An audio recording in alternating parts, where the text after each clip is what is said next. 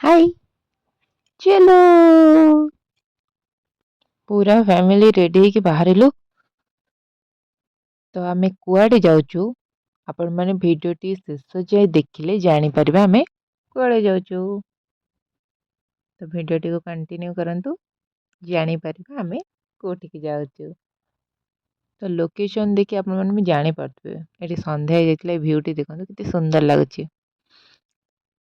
ତ ଅଲମୋଷ୍ଟ ଆପଣ ମାନେ ଜାଣି ସାରିଥିବେ ଲୋକେସନ ଦେଖିକି ଆମେ କୋଉ ଜାଗାକୁ ଯାଉଛୁ। ଫାଇନାଲି ଆମେ ଆସି ପହଞ୍ଚିଗଲୁ। ତ ଆପଣ ମାନେ ଗେସ୍ କରିସାରିଥିବେ ଆମେ ଆସିଯାଇଛୁ ପୁରୀ। ତ ଜଗା ଦର୍ଶନ କରିବା ପାଇଁ ଆସିଗଲୁ। ହଠାତ୍ କିନା ବାହାରିଲୁ ଆଉ ହଠାତ୍ କିନା ଆସିଗଲୁ। ଜଗା ଦର୍ଶନ ନାଁ ଶୁଣିଲେ କି ନା ମନ ଖୁସି ହେଇଯାଏ।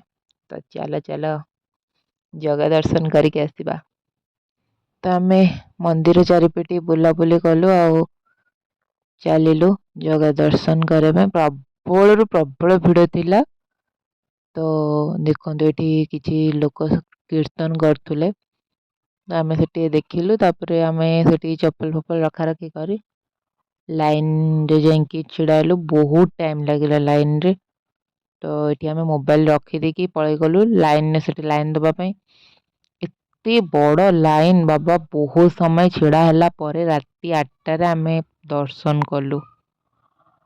ଦର୍ଶନ କରିସାରିଲା ପରେ ଠିକ 9ଟାରେ ବାହାରିକି ଆସିଥିଲୁ। ବାହାରିକି ଆସିକି ଏବେ ଫିଲହାଲ ସରିଗଲାଣି ବୁଲାବୁଲି।